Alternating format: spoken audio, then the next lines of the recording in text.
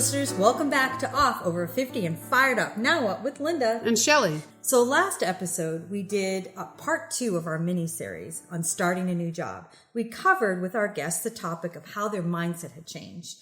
And now we're going to move over and talk about and finish off with what are their priorities now and life goals and how has that changed with this experience, and then end it off with a little bit of advice from our guests. So, for our wine recommendation, Shelley, I think we're doing something different, right? Yes, Linda. You know, it's really nice to have some different recommendations not coming from me.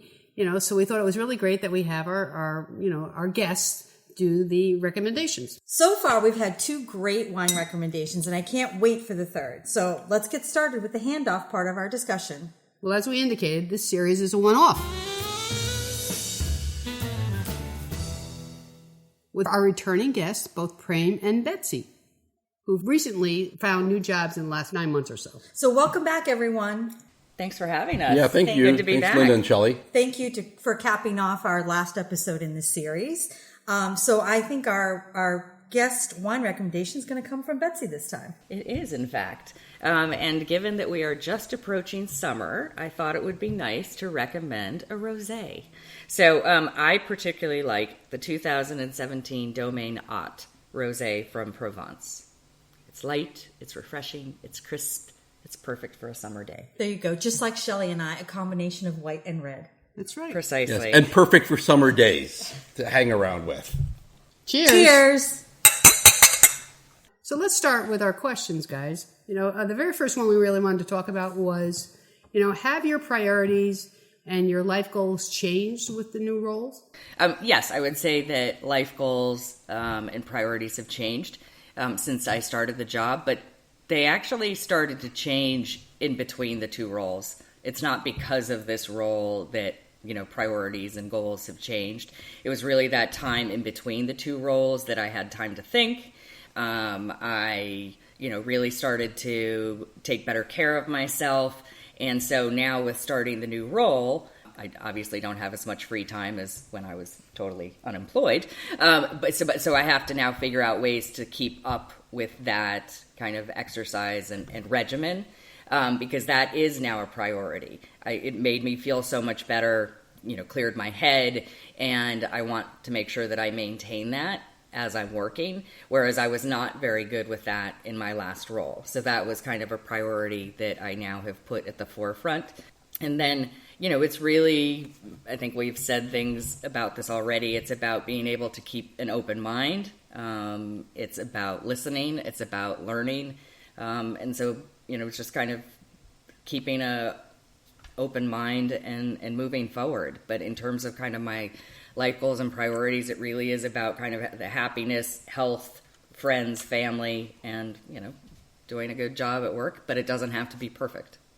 Yeah, no, I think my priorities changing have been an evolution over the course of many years. Even in my old role, where it was, let's climb up and let's 2 years and 2.5 years, and I want to get promoted. In 2 years, 2.5 years.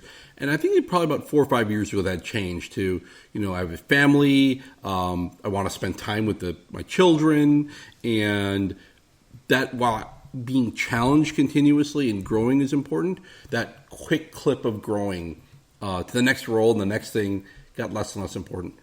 I think there was a bigger step change as I, left the organization and kind of took the new role where that the constant challenge, in being and growing in a role, that hasn't left. But how that kind of comes to life is different. I don't need to be promoted every 2 years. I want the challenges, and I want to be recognized, obviously, in compensation, in any other intangible and tangible benefits for that. But moving up the corporate ladder, career ladder, much less important. And that, I think the break brought that to life. And I got to be honest, like Betsy, I'm much happier for it. Like, I have better balance in my work life. It doesn't mean I don't work. I hate to use the word work hard. I work in order to maximize value and maximize growth for the organization. And sometimes it means working hard, late nights,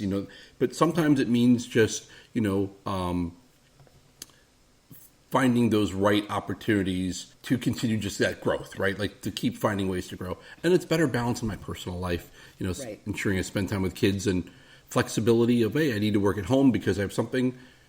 I get things I needed done. I like to keep, challenging and growing and delivering value, but I am able to integrate that far better than I ever was. So do you find now that you actually do spend the time prioritizing, like, because, at work, at anything that you do, everything keeps piling on, right? You keep giving, new assignments or new things while you haven't quite finished the old ones. So do you look at this differently now? Like when you actually do take the time to prioritize instead of saying, yeah, okay, I'll just work the Saturday morning, or I'll do this, or I'll push this, I'll just add it onto my pile and get it done somehow, versus stepping back and say, okay, what are the right priorities for me to do? Do I need to talk to the organization now and say, this is getting to be where I'm going to be ineffective, and reprioritize and spend more time talking about those priorities? I don't know if I've directly done that, Linda. What I have gotten better, though, I think it's just business maturity of understanding what's really important and what's not. And I think having a old company perspective, but not looking at that at a new organization, has helped me really understand what are the pieces that are going to bring the biggest piece of value to my organization. And kind of as a consultant, you can do a little bit of that. So, if we have the opportunity to really work with, one of our clients and have this opportunity to say, yeah, this looks like it's going to really convert into something that'll add joint value, then we'll spend more time on that. And there's a recognition within the organization saying, hey, if I'm not prioritizing something else, I can explain why, and it's accepted. So I guess I don't formally go through the process saying exactly what, but I kind of know as I'm working on the different pieces what ends up being more important and what's less important. Does that make sense? Yeah, no, it does. So it's funny you should bring it up, because this past week we found out that we're down 2 team members, or going to be, right? 2 people have resigned. And so some of their workload is going to be shuffled around the team. And so we all sat down and did this huge prioritization exercise of literally listing everything that was on our plates, everything from administrative to, key projects to meetings and things, and plotting it on this, quadrant table.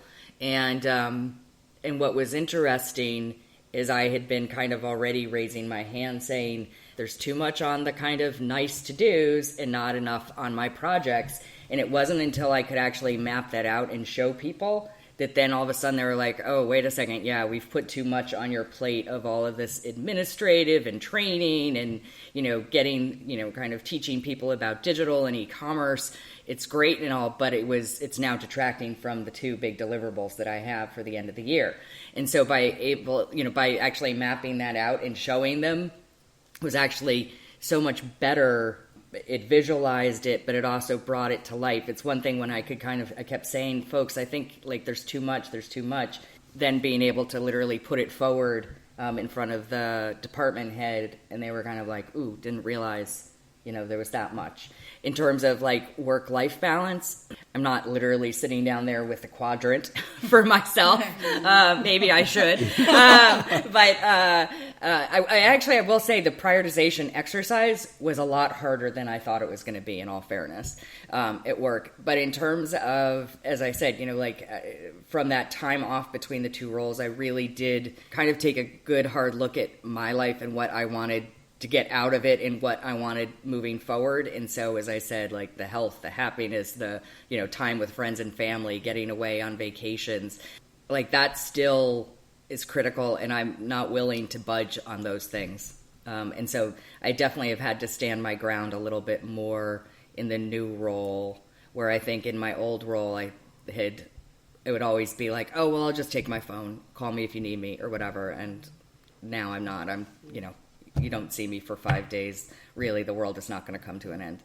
And I love that perspective, because I think in the beginning, one of the very first episodes that Linda and I talked about, and how our roles defined us, our careers defined us. And I find now, as I've been doing more of the consulting kind of work, that my attitude has completely changed. It's not my job that defines me anymore. It's what I want from life that's defining me. And I fit in. I mean, what I can with the consulting roles, obviously it help pay the bills and everything, but I've had a completely different change in mindset. I don't know. How about you, Lynn? And I'm the same way. I mean, before, I think if I look back, it was work and pretty much work.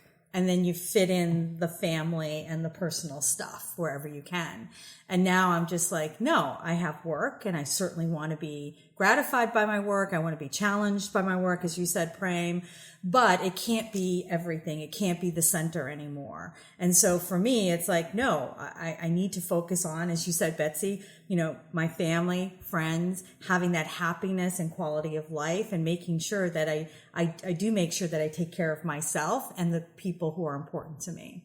And that the career on top is great, but it's not everything. And you're right, they can do without you. Yeah, right? it's funny actually. Betsy, you thought it reminded me of a story. Just last month, I went on vacation, and usually when I'm on vacation, even in the past, I check my email once a day. Like not all the time, but once a day, just to be like, oh, if there's something hot. I deleted my work email off my phone, and I put it back on when I got back from vacation. And I had my out of office and all that, and I sent, anything you need, go to this other person. But I came back and there was one or two issues. It may have been good for me to be involved, but it wasn't the end of the earth. And it was so liberating. I had the focus on the children, the focus on, my spouse. And it was really liberating. And it's what I'm going to continue no matter what moving forward. Well, just building on that, at the last company, initially I had a work phone and a personal phone. And things happened, and it ended up that they said, no, just merge it into one, just have one phone. So I had the one phone. So to your point, like when you'd go on vacation, you couldn't not, unless you deleted the app, you'd still see those emails coming through. Now at the new company, I've insisted having the two phones. So the, one short break that I've taken since I started, I left the phone at home. I was over in England, and I had my, the work phone was sitting in my apartment in New York City, and it was great. Yeah.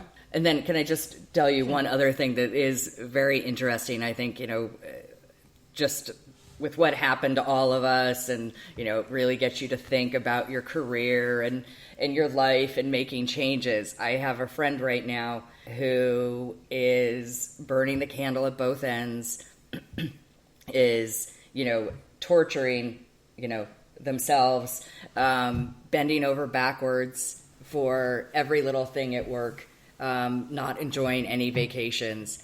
And I just now go, ugh, like, are you insane? It's so, yeah. But, I think we all had been there at one point. And now, especially, kind of getting things more balanced and that's a luxury. That's a true luxury. But, now I just look and go, oh my God, I could not do that anymore. I don't want to do that. It's not actually, I could do it. I don't want to do it. Yeah, it's just interesting how that forced break just opened up your eyes so much. You had a whole new perspective on what does it mean to have a job, have a career, have a life, right? All together. And what does that mean to you? I think without that, I could see myself still on the wheel, the gerbil wheel, going round and round. The habit trail. The habit trail. Thank you. I agree. Yes. So to wrap it up, one of the things we really wanted to get from you guys is, do you have some advice for others, who are still out there seeking a job? Listen to all of the podcasts by Shelley and Linda. I am not joking. Like, you guys were like therapy, right? Therapy, helpful hints, websites that I didn't even know of. Truly, I'm not saying that just because I'm on, your podcast. They really they were, so helpful. And I've recommended them to so many people now that are, either thinking of changing roles or have been let go, people thinking about starting consultancies, different things. Because I think you did just add so much value with these podcasts. So I want to thank you for that. Oh, thank you so much. And then it really is, it's LinkedIn and the networking and referrals. I just like that made such a difference for all the different jobs that I went for interviews for. It really, really set you up for success going in for those interviews if you've already done your homework, done your research, have the referrals, know a little bit about the company, seeing who you're meeting with. It just gets